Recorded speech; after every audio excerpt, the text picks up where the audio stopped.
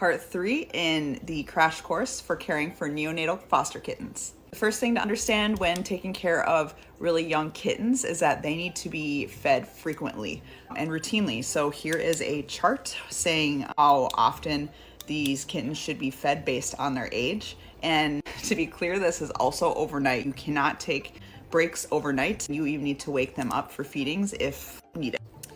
You'll need to get a baby nursing bottle. I prefer the pet egg products. You can get these at pet stores, but I prefer to change out the nipple for a miracle nipple. This makes a big difference in the animals able to latch appropriately and to safely get the formula.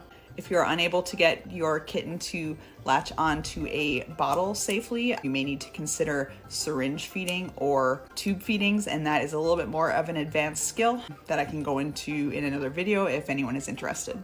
The first thing you should do is assess the kitten, make sure that the kitten is warm enough to safely be fed. I've done a previous video talking about why it is important for a kitten to be warm before feeding. It is more important to get them warm than it is to feed them immediately once you get them in. Make sure that you gently stabilize their temperature. The kitten should feel warm to the touch. When feeding the kitten, you should have some fingers on their throat, making sure that they are actually making an effort to swallow the formula. If they are not, they are at risk of aspirating and you should stop. As mentioned previously, you should use a kitten specific formula.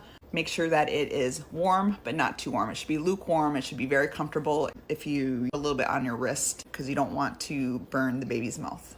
The feeding position should be in a natural belly down position, never on their back like a human baby. It needs to be like they are nursing from their own moms.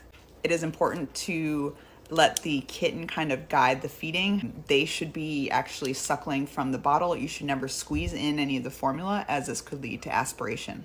And to be honest, this is kind of a tough skill to master for both you and the kitten. So give it time, be patient, and it will come. Also very important that at the end of every feeding, you should clean the baby's mouth of any formula with a baby wipe and also stimulate to pee and poop. They should urinate with every feeding and poop at least once a day.